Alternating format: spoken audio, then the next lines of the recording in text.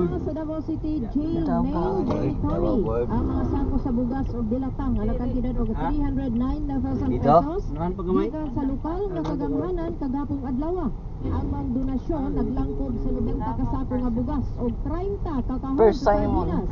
Formal nga gidawat sa mga opisyal sa DJMP ang mga ginabang kada kung ikatabang sa supply sa pagtapos sa Bilanggo.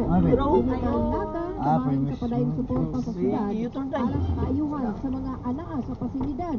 Mapasalamaton ang pagdumala sa prisuhan kang Mayor Sebastian Basi Duterte sa maong intervensyon. Namangtang napakita sa pagtagad sa kagamhanan sa kahimtang sa mga lumulupyo sulod sa dormitory. Ay. 5.1% ang ekonomiya sa Davao Region na itong 2025. Sumala sa Philippines. May elevator ba di sad? Ini ang May elevator? Himo sa rehiyon sa ikaupat nga labing paspas na nilambo sa 18 ka rehiyon sa Sumbaso. Ang driver niini mao ang service sector nangtala og 6.9% ni pagsaka.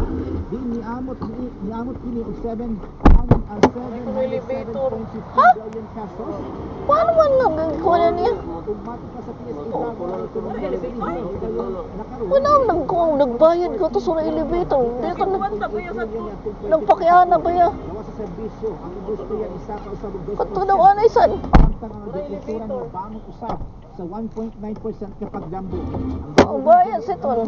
Mas paspas ang paglambo itanding sa nasunod average na 4.40%. Sa mga industriya paspas isa ka, public administration paglawas ug transportasyon. Ano naman? Malusad na kanay? Malusad na kanay lo? Kaya, ginan, manluloko yan. Hala, what's happening? Hala ko wheelchair. Nautog na. Narubat na. Hala. Wala na sila rin.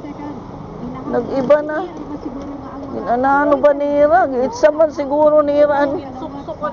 Yung suksok nira sa ko. Inano niyo po ba pinelsa? Meron, tumabingin na. Sasan. Tah, patay good manin eh siya. Kuan na doon tingalikuan la. Na. Wala na dito tingali na break la.